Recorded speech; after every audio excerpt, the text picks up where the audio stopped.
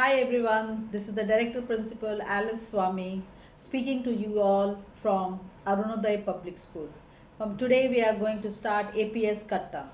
What is APS Katta? APS Katta is a platform for all the children to come forward and voice their opinion. They can talk on the topics which is relevant on social issues, on political issues, on the subjects which they feel is relevant for the society. It is not only a topic which they feel will be relevant for them but also for others. They can speak on environment, they can speak on cleanliness, they can speak on anything that they feel is relevant. So of course the matters, the opinions will be different because it is not only the students those are going to speak, but also the parents are going to participate, the teachers are going to participate.